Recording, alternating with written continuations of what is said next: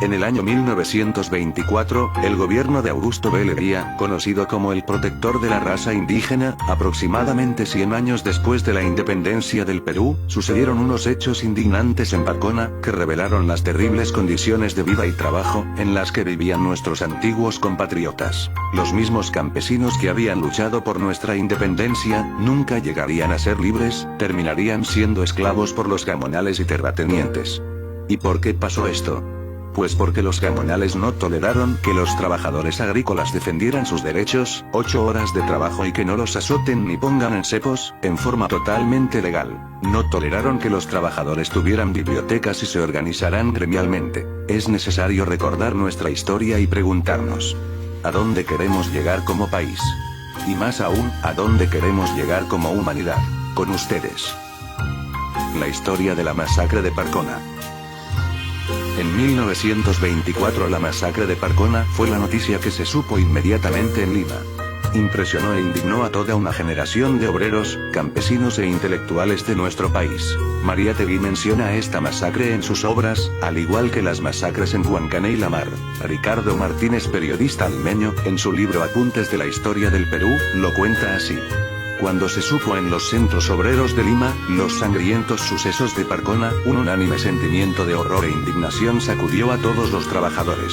Las masacres en la sierra, llegaban muy vagamente, y se carecía casi siempre de informaciones directas. Las noticias eran obtenidas en la capital después de meses o de años. Ricardo Martínez escribe sobre esta masacre pensando en el futuro, en el día en que los terratenientes expropiadores de los campesinos sean expropiados. Bueno, ese día no ha llegado aún. Los terratenientes fueron expropiados, pero nunca pagaron por sus crímenes contra los campesinos. Por el contrario, ahora toda la sociedad tiene que pagarles a los terratenientes, redimiéndoles los bonos de la reforma agraria. Menuda justicia histórica la de nuestro país. Todo comenzó por los reclamos por las 8 horas, porque las jornadas de trabajo eran desde las 5:30 de la mañana hasta las 6 de la tarde. Con una hora de pausa para comer, de 12 a 1. Los capataces podían usar el látigo y azotar a los trabajadores. Y si alguien no aceptaba el castigo, ahí estaba el cepo y la barra, y si no, las autoridades policiales, que siempre estaban solícitas a la voluntad del gamonal. En 1918 aparece la organización Centro Obrero Iqueño. Los terratenientes y el clero local miran con desconfianza a esta organización. En mayo de 1920 un fraile intenta incendiar la biblioteca del Centro Obrero de Parcona. Como resultado de esta organización, los obreros comienzan a obtener mejoras de salarios y condiciones de trabajo, más no los obreros rurales. Por esto los campesinos efectúan la primera reclamación formal ante la sección trabajo del Ministerio de Fomento en provincias. Piden que se cumpla con las 8 horas de trabajo, y se instala una junta de conciliación tripartita: ministerio, campesinos y delegados de los terratenientes. Los delegados de los terratenientes dicen que las 8 horas son solo para los obreros industriales, no para los del campo. Y que el aparente exceso de tiempo estaba compensado con el tiempo que perdían en ir a beber agua y hacer alguna necesidad corporal. En cuanto a la existencia de cepos y barras que existían, es por el uso que habían hecho los antiguos propietarios de estas haciendas. Los delegados campesinos refutan todas estas afirmaciones y la autoridad del Perú emite una sentencia a favor de los campesinos. Las 8 horas también son para los obreros rurales y se prohíbe terminantemente el uso de cepos y barras. Los trabajadores campesinos, como era natural, celebraron con alegría este primer paso hacia su mejoramiento social. Pero los gamonales, por su parte, se sintieron indignados contra los delegados campesinos, a quienes desde ese momento consideraron como agitadores peligrosos. En octubre de 1921, la organización campesina da un siguiente paso y se crea la Federación de Campesinos del Valle de Ica, desde Guamaní hasta Ocucaje, inclusive Yauca, que logra reconocimiento oficial por el Ministerio de Fomento. El prefecto de aquella época era Miguel B. Merino Schroeder, quien gozaba de la simpatía de los trabajadores iqueños por su actitud igualitaria y su receptividad ante los reclamos campesinos. El gamonalismo se sintió herido en su orgullo y soberbia al sentirse demandados por sus peones, por no decir sus esclavos, denunciándoles sus abusos y arbitrariedades. Y les indignaba de que hubiese una autoridad que prestase atención a los cholos, como ellos los llamaban, y se atreviesen a dictar sentencias o castigos contra los señores terratenientes, pues nunca se había visto tal cosa. Lamentablemente, el prefecto Merino Schroeder, por su actitud igualitaria, no duraría mucho en el cargo, ya que los terratenientes hacen una maliciosa perniciosa campaña de calumnias acusándolo de ser tolerante con las casas de juego y cometer abusos contra personas distinguidas. Así, el gamonalismo logra la destitución de este prefecto, a través de la acción de un grupo de iqueños distinguidos residentes en Lima. El nuevo prefecto se llama Julio Rodríguez, a quien no dejarían de que se le acercasen los campesinos con sus quejas. La Federación Campesina expresa su protesta por la destitución de Merino, pero le da la bienvenida al nuevo prefecto, pero sin poder acercársele. Este prefecto rápidamente se ganaría la antipatía de los campesinos. Con el ejemplo de lucha de los iqueños de Parcona, surgen nuevas federaciones campesinas en Cañete, Chincha y Pisco, con los mismos reclamos salariales y de condiciones de trabajo. Por esos tiempos la ley de conscripción vial afectaba duramente a los campesinos, que eran obligados a trabajar en las carreteras, que favorecían directamente a los gamonales, la burguesía, quienes exportaban productos agrícolas y necesitaban carreteras. Comienza la historia de la masacre. Se celebra el cumpleaños de Leguía el 18 de febrero de 1924, el prefecto Julio Rodríguez asiste a un banquete en su honor en una hacienda, apenas se entera de una reunión de los campesinos de Parcona, decide asistir acompañado de un contingente armado. Los obreros solo están en asamblea, acordando un paro general en todo el Valle de Ica hasta que se cumpla el fallo del Tribunal Arbitral sobre el conflicto en la hacienda Carabedo.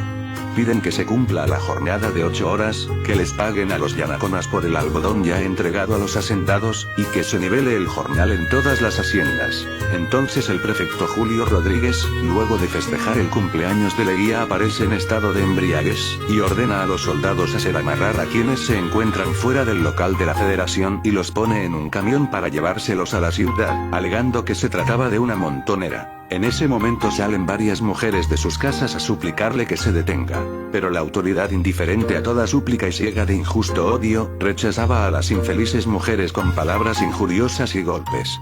Hasta que a una de ellas, de una feroz trompada, la derribó a tierra, privándola del conocimiento.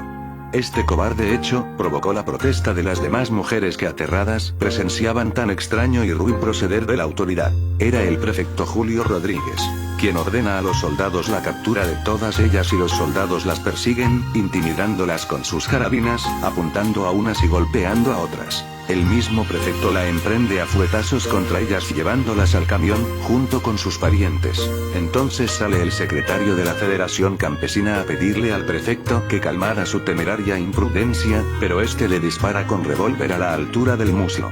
Y lo hubiera matado si uno de sus compañeros no interviene oportunamente y coge del brazo al prefecto, que ya ejecutaba un segundo disparo.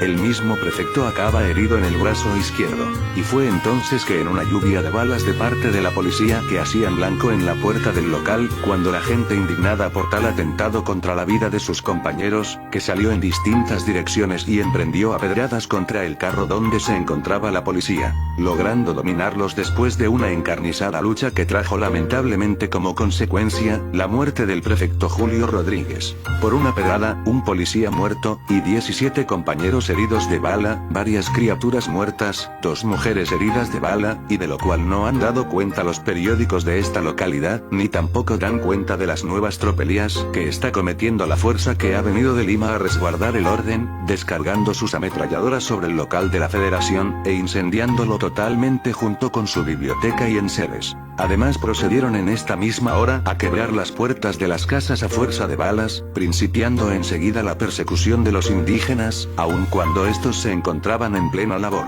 Se hacían descargas sobre ellos y lo que ha dado lugar a que los moradores del caserío de Parcona hayan huido en distintas direcciones dejando sus hogares abandonados. Este pronunciamiento tiene como fecha febrero de 1924 y sale publicado en El Obrero Textil. 20 de febrero de 1924. Saqueo de Parcona. Las cosas no acaban el día 18 de febrero de 1924.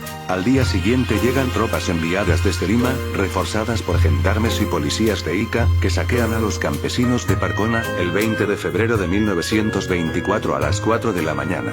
Varios son apresados y varios son muertos. Es entonces que los campesinos son aterrorizados y abandonan sus hogares. El 20 de febrero, queda en posesión del pueblo de Parcona, una comisión de agentes de policía, para capturar a cuanto ser humano se acercase por esos lugares, mientras numerosas comisiones de policía fueron repartidas por todo el valle en busca de nuestros compañeros dirigentes de la central y comités federales. Vivos o muertos era la consigna, principalmente contra nuestros compañeros Pebes y Palacios. Esa misma noche del 20 comienza el saqueo de Parcona, por los agentes de la policía y gamonales. Animales de toda especie, de propiedad de los moradores del lugar, son cargados, y junto con ellos dinero en efectivo, alhajas, muebles, ropa, útiles de cocina, etc., terminando con las cosechas de uvas y frutas de las huertas. Inquisición. Por otro lado se llevaba a cabo la persecución y captura de hombres y mujeres campesinas, encerrados en la comisaría, a medianoche se les desnudaba y colgados de las manos atadas hacia atrás, se les flagelaba y torturaba hasta hacerlos arrojar sangre y dejarlos moribundos, ¿y para qué?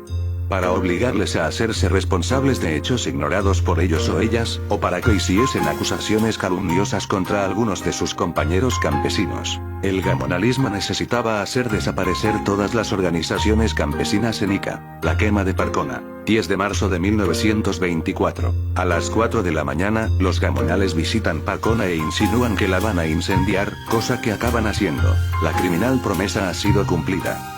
Cuando acabaron de desvalijar de todo cuanto había en esos hogares, en la noche del 10 de marzo, llegaron a este lugar dos automóviles, uno llegó por el lado del caserío de la Tinguiña y el otro por los terrenos de la hacienda Parcona y después de rociar efectivamente de gasolina todas las casas que son de madera, les prendieron fuego, en la mañana solo amanecieron montones de ruinas, cenizas, humeantes. Más de 100 familias sin hogar y en la más desesperante manera.